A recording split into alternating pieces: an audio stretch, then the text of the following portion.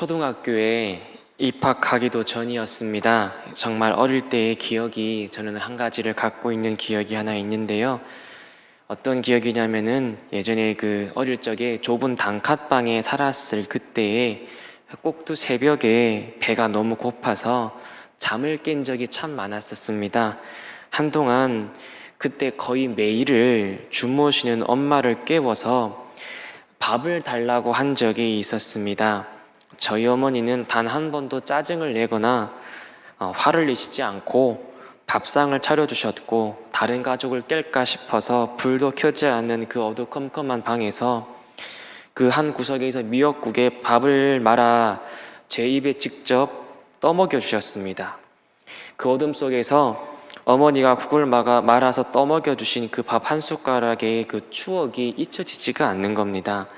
그래서 미역국을 먹을 때 종종 그 기억이 생각나서 마음이 참으로 훈훈해지고 막 감동이 올 때가 참 많았습니다. 예전에는 교통부 보림극장이라고 불렸던 그 범일동 일대에서 하루 종일 리어카를 끌고 장사하시느라 아프고 피곤하고 힘드실 텐데도 그 무거운 몸으로 아들의 배고픔에 새벽 다 자고 있는 방에 그 작은 상을 차려주시고 자신은 일절 입에 대지 않으시고 코울리게에게 밥을 떠먹여 주시는 그 사랑이 얼마나 큰 사랑이었는지 그때는 제가 몰랐어요.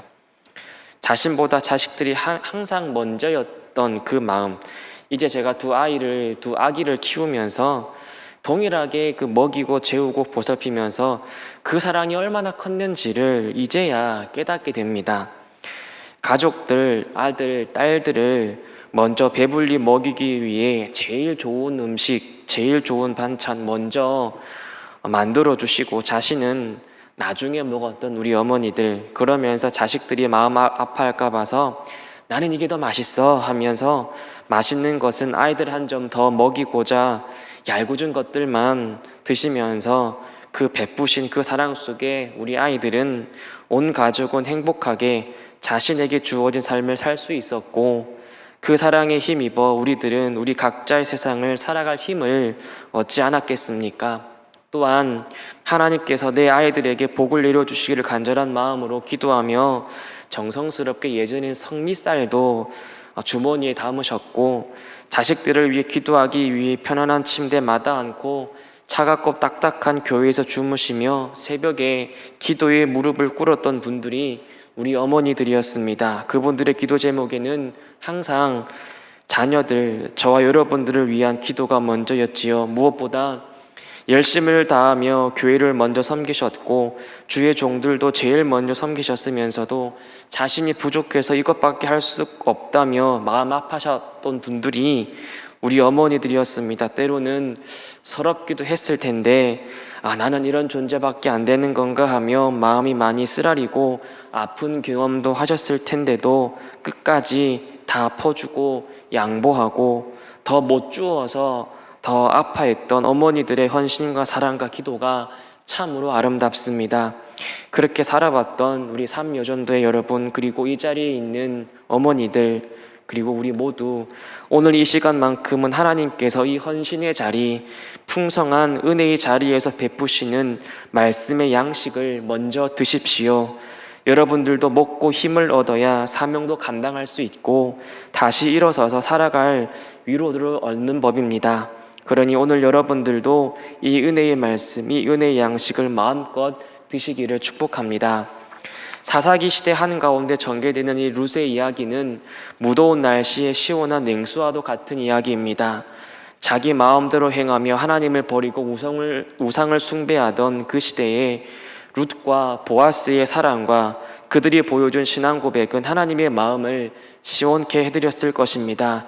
특히 사사시대는 이스라엘 백성들이 자기 소견에 옳은 대로 행하며 여기저기 우상을 세워서 온갖 음행과 사수를 행하던 어두운 시기였지 않습니까? 그런 어두운 시기에 룻과 보아스가 보여준 그 착하고 아름다운 모습들은 우리의 마음을 따뜻하게 합니다.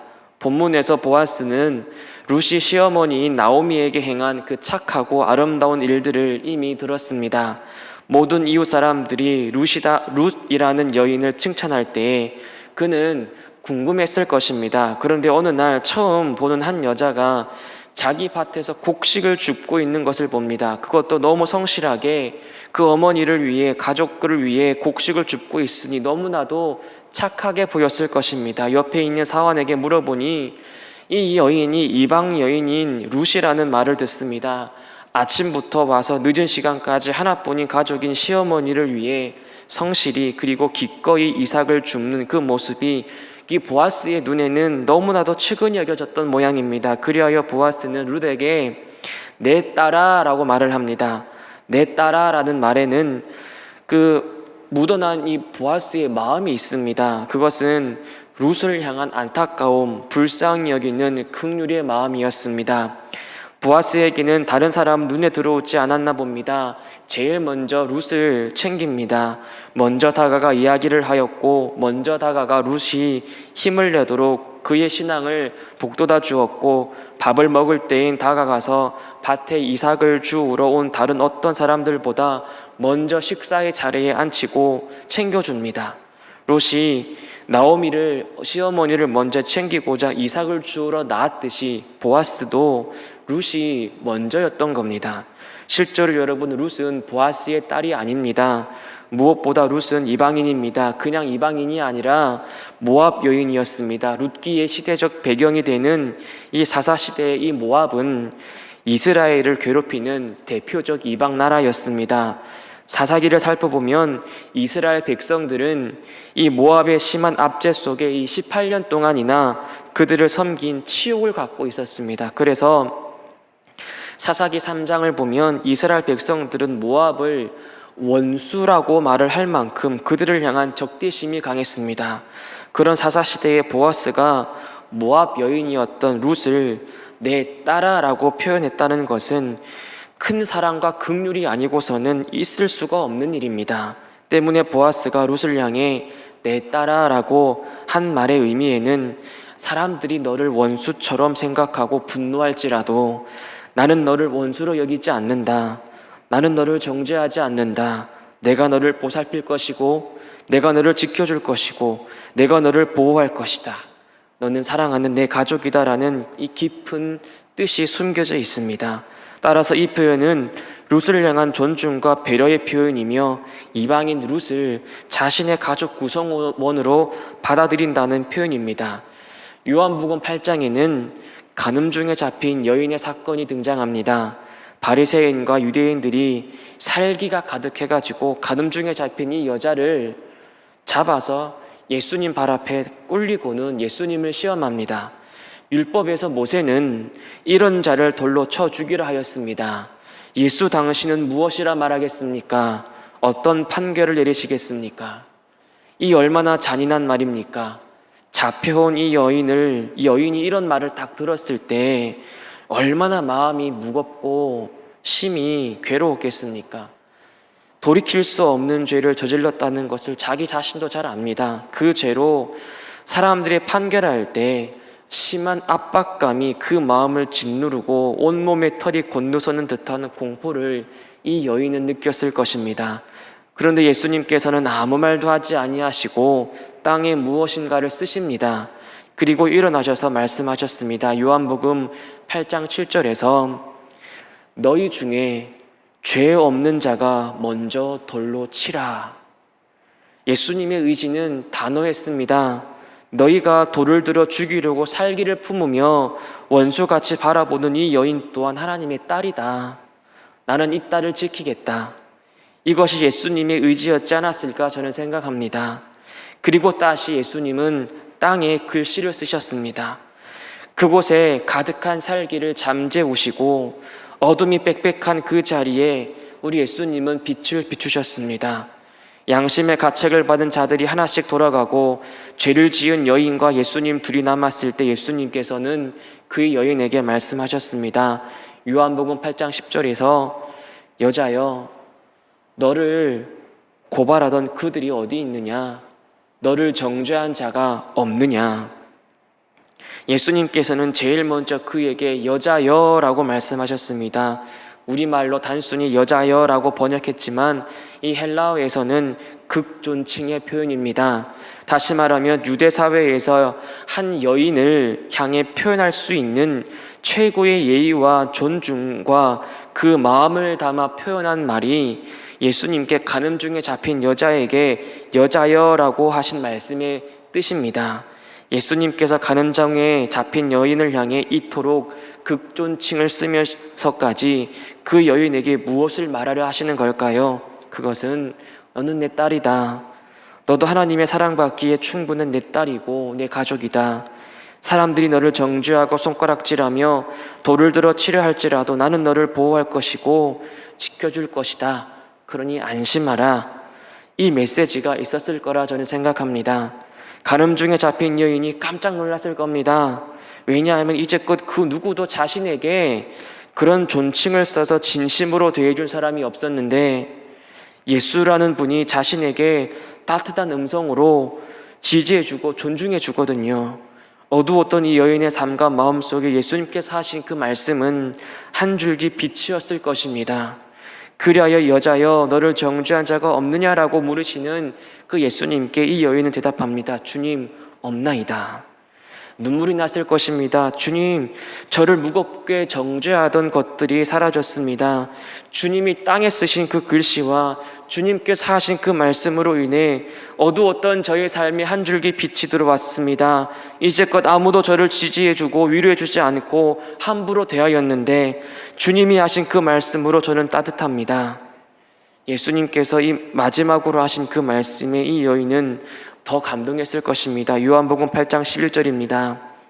나도 너를 정죄하지 아니하노니 가서 다시는 죄를 범하지 말라. 예수님께서도 보아스도 어쩌면 정죄받아 마땅한 그리고 손가락질받아 마땅한 한 여인을 향해 그토록 아름답고 보배롭고 위로의 말을 건네어 지켜주고 지지해 주었듯이 저와 여러분들에게 들려주시는 그 말씀이 우리의 어두웠던 마음을 밝혀줄 것을 확신하십시오. 혹여나 여러분들 가운데 나 같은 건 이런 사랑 받을 자격이 없다라고 스스로를 정죄하면서도 남을 보살피고 섬겼던 그 상한 마음으로 살아가고 있는 분이 계시다면 여러분들 또한 우리 예수님께서는 사랑하고 계시고 여전히 너는 내 딸, 내 아들, 내 가족이라고 하시는 그 따뜻한 말씀을 항상 들려주고 계셨음을 기억하십시오. 특별히 3여전도의 여러분, 내 자녀를 위해, 가족을 위해, 공동체를 위해 지금까지 열심히 베풀고 열심히 섬기고 열심히 수고할 때 여러분들도 사람인지라 때로는 나도 이런 위로가 필요한데 나에게도 누가 수고했다는 말을 해줬으면 좋겠다라는 그런 마음이 들지 않았습니까? 그런데 아무도 그런 말을 해주지 않았을 때 아무에게도 말을 못했지만 지치고 힘들었을 것입니다.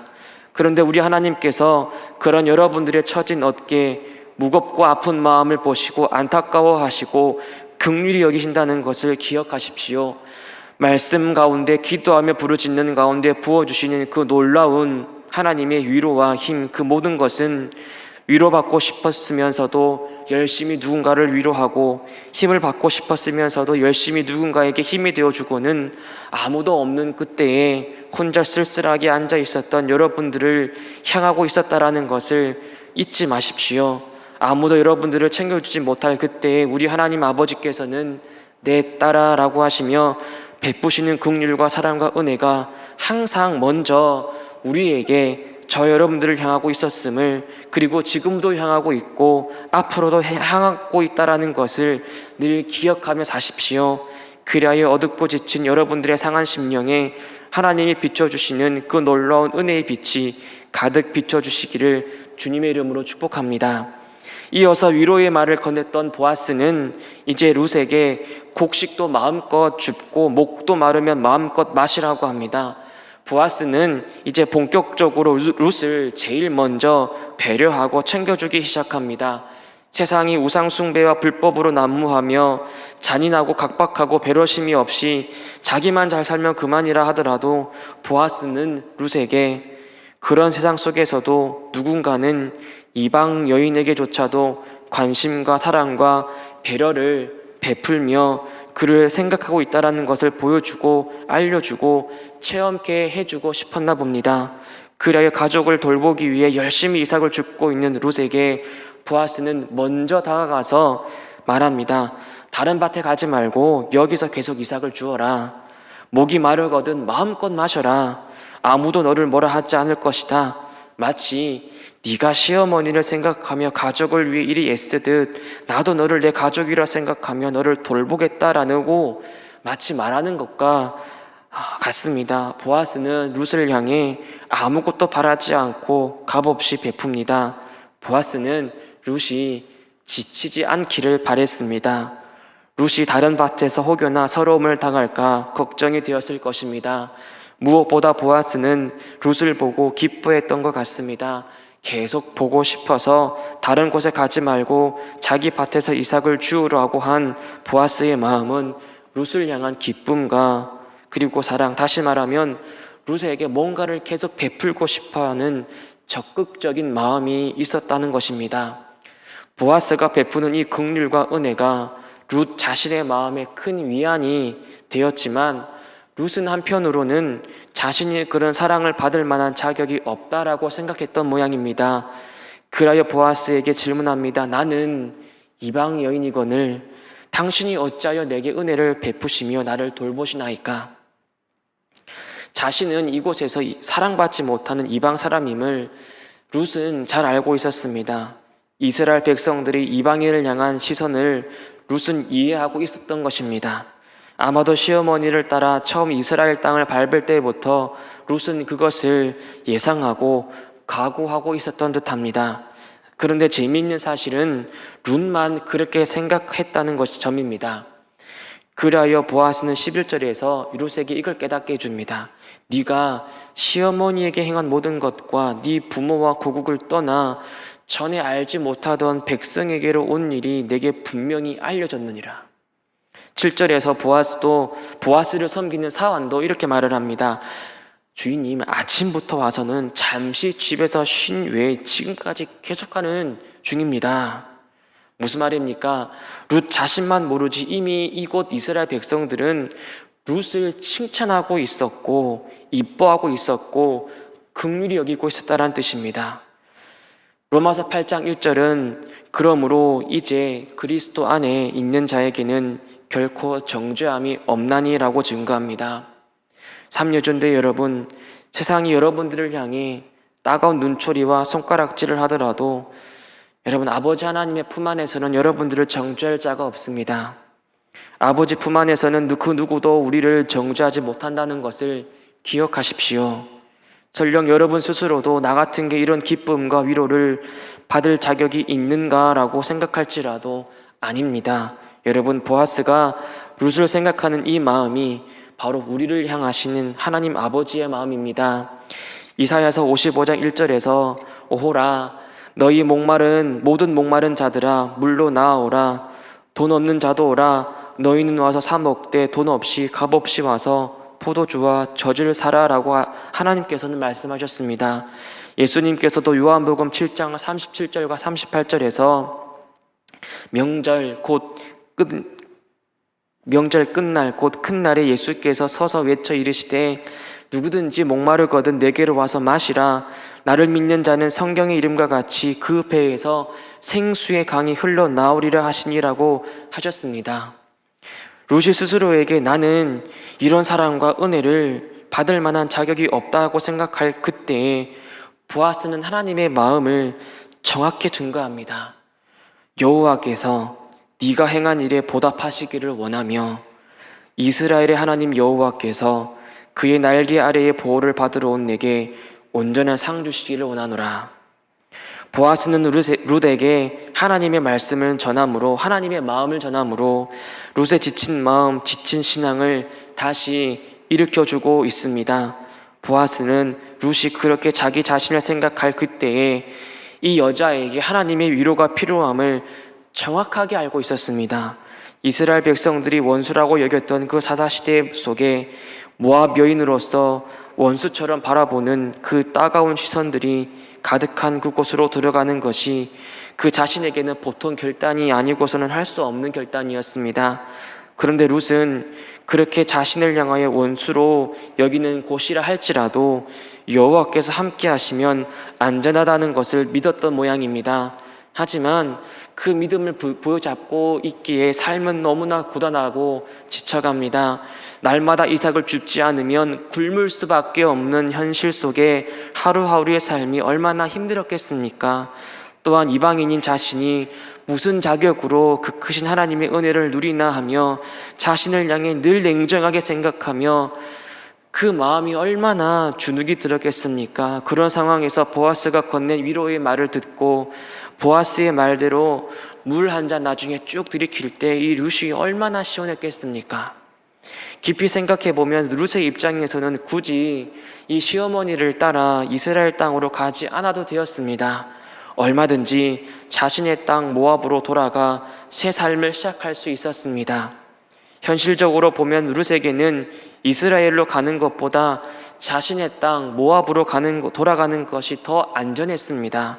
지치고 고단하고 힘든 지금의 삶, 스스로를 향한 그 무거운 마음을 얼마든지 룻은 버릴 수 있었다라는 것입니다. 그런데 룻은 오히려 자신의 동족을 미워하고 원수처럼 여기는 그 땅을 여호와 하나님이 보호하시는 곳으로 본 것입니다. 환경이 자신에게 안전하고 좋아서가 아니라 믿음의 눈으로 바라본 겁니다. 삶이 고단하고 지쳐도 룻은 여호와 하나님께로 나아가고 싶어 했습니다. 마치 아기 새가 그 어미의 날개 속에 파고 들어가 따뜻함과 안전함을 누리듯이 룻은 힘들수록 더욱더 하나님을 바라보며 하나님의 날개 속으로 파고 들어갔습니다. 의지할 남편을 잃고 그렇다고 누릴 재산도 없고 세상에 의지할 것 다 잃었지만 그럴 때일수록 하나님밖에 의지할 분이 없어서 더욱더 아버지의 날개 아래로 들어가고 아버지의 보호를 받고 싶었던 사람이 룻이었던 겁니다. 그런데도 그렇게 그 힘겨운 그 상황 속에서 날이 갈수록 믿음이 연약해지고 자기 자신을 향하여 이런 은혜를 받을 자격이 없다라고 생각할 때에 바로 그때에 보아스가 전하는 하나님의 위로의 말씀은 룻에게 엄청난 힘이 되었을 것입니다. 그리하여 룻은 보아스에게 나는 당신의 하녀 중에 하나와도 같지 못하오나 당신이 이 하녀를 위로하시고 마음을 기쁘게 하는 말씀을 하셨나이다 라고 말을 합니다. 룻은 보아스가 전하는 그 하나님의 위로의 말씀을 하나님의 음성으로 받지 않았을까 생각합니다. 내 딸아, 나는 네가 행한 일을 알고 있다. 나는 네가 행한 일에 복을 내릴 것이다. 나의 날개 아래 보호를 받고 싶어서 나 외에는 의지할 곳이 없어서 사하고 지친 마음 부여잡고 내게로 달려오는 너에게 내 날개를 활짝 펴 보호하리라. 그것이 룻의 신앙이었고 믿음이었고 하나님의 마음이었으며 보아스는 이것을 룻에게 정확하게 심겨주었던 겁니다. 하나님은요, 여러분, 늘 우리와 함께 있기를 기뻐하십니다. 늘 먼저 다가오셔서 값없이 베푸십니다.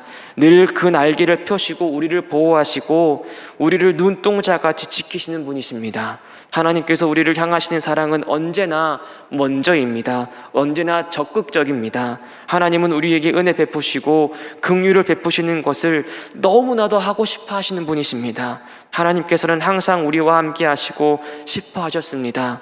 우리가 목마를까봐, 우리가 지칠까봐 하나님께서는 늘 먼저 두 팔을 크게 여시고 먼저 찾아오시고 베푸시는 분이십니다. 누구든지 목마르면 와서 값없이 마시고 먹으라고 하신 분이 우리 하나님이십니다. 삼유전도의 여러분, 어느 순간부터 나에게는 사치라고 여겼던 그 쉼, 남들이 다 누리는 그 휴식조차 사치라 여기며 살아오진 않았습니까? 그럴 때 하나님의 사랑과 은혜 속에 여러분들도 쉼을 누려야 할 존재임을 잊지 마십시오.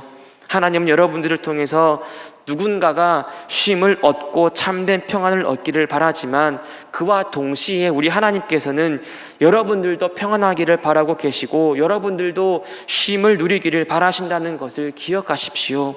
우리가 힘들까봐, 우리가 이 세상 한가운데에서 서러움을 당하여 아파할까봐 하나님께서는 늘 먼저 찾아오셔서 베푸시는 분이셨습니다. 누구든지 목마르면 와서 값없이 마시고 먹으라고 하신 것이지요. 삼묘전도 여러분, 그리고 이 자리에 있는 여러분, 목이 마르면 하나님께로 나아와 목을 축이십시오. 우리 하나님께서는 이것을 다 차려놓으셨습니다. 지쳐서 조금 쉬고 싶다는 서러움이 들면 하나님께서 차려놓으신 이 자리에 나오셔서 세상에 줄 수 없고 알 수 없는 참된 평안과 쉼을 누리십시오. 나 같은 것이 무슨 일하며 스스로를 정죄하고 지치고 힘들 때일수록 하나님의 날개 그늘 아래로 파고 들어가십시오. 하나님의 보호하심 속에 평안하십시오. 여러분들의 상황이 아무리 힘들고 어려워도 그곳에서 여호와 하나님을 바라보며 그 날개 아래 속으로 들어가려는 믿음만 있다면 그 괴로운 것이 하나님의 보호 속에 가장 안전한 곳이 될 것입니다. 하나님은 늘 우리를 맞이하실 것입니다. 내 딸아, 나는 너의 헌신과 섬김을 알고 있다. 나는 네가 행한 일에 복을 내릴 것이다. 때로는 너무 힘들어서 나의 날개 아래 보호를 받고 싶어서 나 외에는 의지할 곳이 없어서 상하고 지친 마음 그거 부여잡고 내게로 달려오는 너에게 내 날개 활짝 펴서 보호하리라. 이 음성이 바로 여러분들에게 들려주시기를 간절히 원합니다. 그리하여 하나님만이 주실 수 있는 그 생수와도 같은 그 은혜가 여러분들의 심령이 가득해서 날마다 체험을 받고 날마다 보호를 받는 삶의 현장이 여러분들의 삶에 가득하기를 주님의 이름으로 축복합니다. 마지막으로 살펴볼 것은 그런 불쌍히 여기는 마음을 갖고 있었던 보아스는 이제 식사할 시간이 되자 룻을 보면서 또한 마음이 들었다는 점입니다. 그 마음이 무엇이었을까요? 오늘 말씀의 제목과도 깊은 연관이 있습니다. 그것은 다른 누구보다 이 여자부터 밥 먹여야겠다라는 그 마음이었습니다. 보아스는 룻이 지치지 않고 돌아갈 수 있기를 바랬습니다. 그리하여 보아스는 마지막 14절에서 식탁을 탁 차려놓고는 룻에게 이리로 와서 떡을 먹고 네 떡 조각을 초에 찍으라라고 말을 합니다. 마치 열심히 일하는 것도 좋은데 너도 조금만 쉬었으면 좋겠다. 너도 남들처럼 마음껏 목을 축이고 배불리 먹었으면 좋겠다. 그래야 너도 힘을 얻고 더 일을 할 것이 아니냐라고 말하는 것과 같습니다. 보아스는 제일 먼저 룻을 챙깁니다. 보아스는 이미 전부터 룻을 먼저 챙겼습니다, 여러분.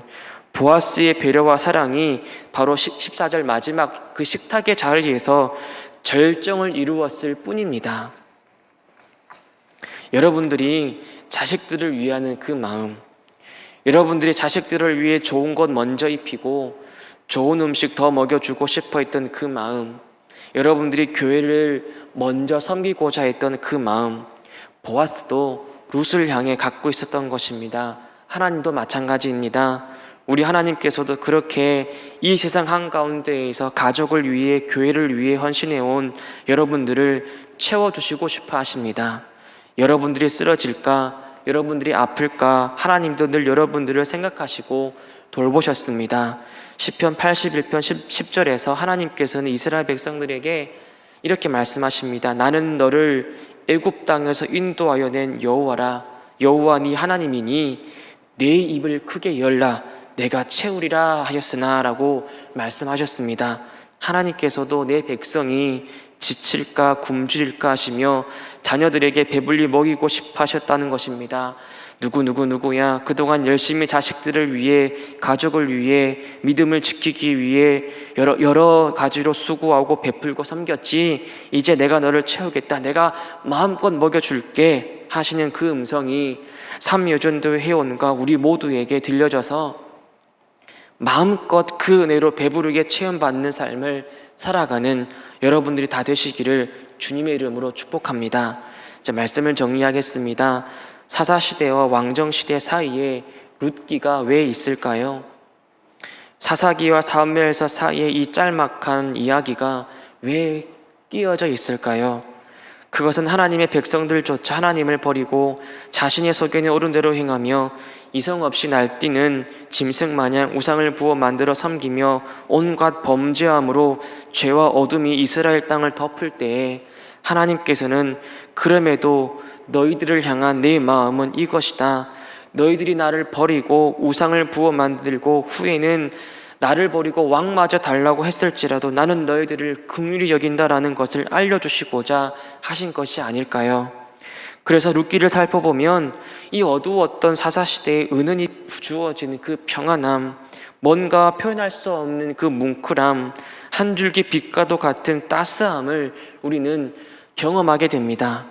보아스가 룻에게 베푼 긍휼과 사랑, 자신은 그런 사랑과 긍휼을 받을 자격이 없다라고 생각했던 룻의 겸손함과 착한 마음, 그리고 하나님께 보호받고자 파고들었던 그 믿음, 그렇게 성숙하고 아름다운 마음씨를 가진 두 사람이 보여준 사랑, 그런 모습들을 보시고 그들을 향해 은혜와 긍휼을 베푸시는 하나님께서는 그 어두운 사사시대에 보아스와 룻이 보여준 사랑과 믿음을 보시고 얼마나 그 마음이 시원하셨을까요? 하나님께서는 그들의 아름다운 만남과 그들이 보여준 사랑의 결실 속에 이스라엘 백성들을 향한 희망을 보셨을 것이라 생각합니다. 그래서 하나님께서는 룻과 보아스의 만남을 주선하신 게 아닐까, 그렇게 그 둘을 섭리하시고 인도해 나가신 게 아닐까 저는 생각했습니다. 그 근거로 룻기서의 마지막에 기록된 족보에서 그 근거를 제가 발견했습니다. 룻기 4장 21절과 22절을 보면 살모는 보아스를 낳았고 보아스는 오벳을 낳았고 오벳은 이새를 낳았고 이새는 다윗을 낳았더라 라고 전하지요. 하나님께서 이스라엘 백성들을 위해 하시는 그 놀라운 계획과 희망이 이 짧은 두 절에 고스란히 전해집니다. 다윗의 족보를 기록하지요. 하나님께서는 이 어두운 사사시대에 보아스와 룻을 보시며 야곱과 모세의 축복을 기억하시고 유다 지파에 하나님의 마음에 합한 자 다윗이 낳는 것을 계획하셨고 먼 훗날 그들에게 친히 소망과 희망이 되시고자 자신의 하나뿐인 아들 예수를 보내신 것이 아닐까요? 하나님의 마음에는 제일 먼저 자기 백성 저와 여러분들을 향하셨음을 우리는 알 수 있습니다. 삼여전도 여러분, 그리고 이 자리에 계신 저와 여러분 모두 우리의 상황과 형편이 날이 갈수록 어두워져 가고 우리의 마음마저 어둠컴컴하여 괴롭고 아프고 무거울 그때에 제일 먼저 자녀된 우리를 위하시고 우리를 향한 희망을 선포하시고 긍휼과 은혜를 베푸시며 어두워진 우리의 삶과 영혼에 따뜻한 빛을 비춰주시는 하나님 아버지로 말미암아 힘을 얻고 이겨내시기를 축복합니다. 우리에게는 소망이 없을지라도 우리 안에 소원을 두고 행하게 하신 하나님은 참으로 아름다우시고 긍휼과 인자가 많은 분이시지 않습니까? 그 하나님이 주시는 은혜, 풍성한 사랑, 형언할 수 없는 기쁨과 긍휼, 삼여전도 여러분, 그리고 이 자리에 계신 여러분 이제 누리십시오. 하나님께서 베푸시는 그 말씀의 양식을 이 자리에서 마음껏 드십시오. 허기지고 지친 여러분들의 심령을 하나님이 부으시는 생수로 마음껏 채우십시오. 여러분들이 힘을 내어 여러분들의 삶이 밝아지시기를 소원합니다. 그리하여 더욱더 주님께 헌신하며 주님의 몸된 교회를 섬기고 가정과 자녀들을 돌보는 삼여전도회 그리고 우리 모두가 되기를 주님의 이름으로 축복합니다.